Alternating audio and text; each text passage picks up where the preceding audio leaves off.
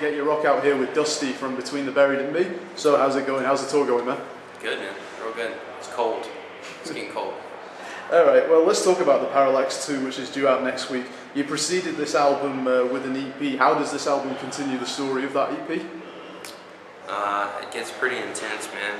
I mean, musically, it's, to us, it's the best thing we've ever done, man. It's new. There's a lot of stuff we've never done before, and anything that may kind of like hint off of older stuff. It's just done better. You know, I mean, every band's like, yeah, it's better, it's more mature record, blah, blah, blah, but really in this case, we all just think we did the best one that we could, and we all are really pumped on it. Awesome. Alright, well, will there be another part to the story that this album is telling, and if so, do you guys have a vision of where that's going to go yet, or is it too early? I'd say since it's not out yet, we got a few more days. I don't really want to answer that just yet. That's fair enough. Okay, well this is the first full-length release with Metal Blade. Talk us through leaving Victory Records, and why did you choose Metal Blade to continue with? Well, our contract just ran out at Victory, and we wanted to be with someone who was a little more prominent over here because we had no foundation over here, you know. We hadn't been over here that much. I guess Victory doesn't really focus on anything but US, but Metal Blade have always been really cool to us. They've always believed in what we do, and they were super supportive of just, you know, letting us be us and kind of offering us terms that were appealing to us, you know. But again, they have way more of a foundation over here, so it's been a lot cooler, you know. Is it fair to say that this kind of album wouldn't have been possible under Victory? Did you have to go to another label to achieve this? I don't know. Some parts of it, yeah. I mean, we actually had opportunity to do a really cool packaging. We just got them today, and I got to like look through it and stuff, and it's really fucking awesome.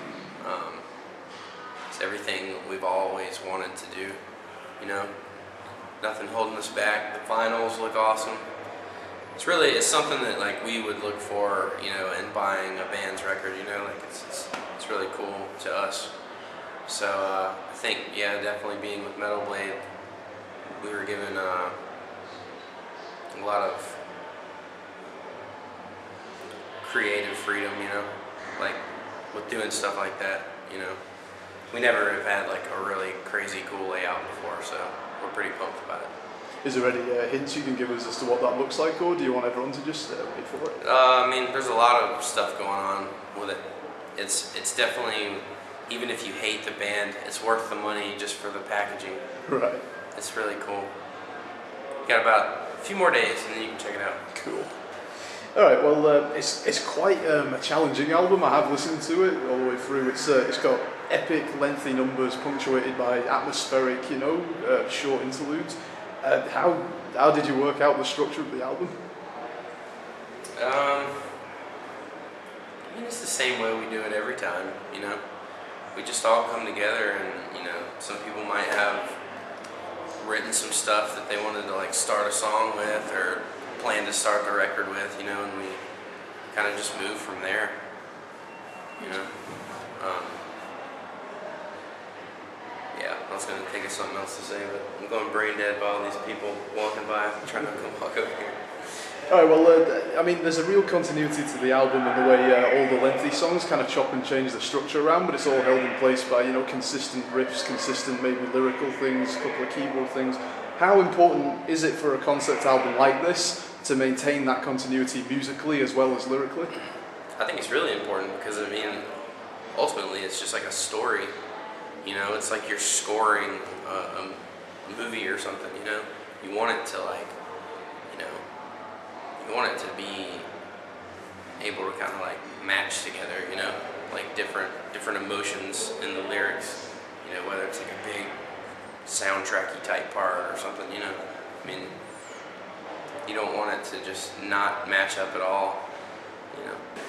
Alright, well, what can we expect from the show tonight? What kind of things have you got in store for Manchester? We're playing a few new songs, as well as a good number of ones we think are choice ones that people would want to hear. We've actually got good gear this time, so it should sound good. And there's a few cool little things here and there that people might not be expecting. So it should be a good time, man. Alright, and do you have a message right into the camera for all your fans who have been following you through the years as you take this next step in your career? Well, I hope that we're able to continue for years to come, and we wouldn't be able to do it if, you know, people didn't like us and support us. So I hope that people like the new record. I hope you guys are pumped on it, because we worked really hard on it. And yeah, man, thank you. You guys are awesome.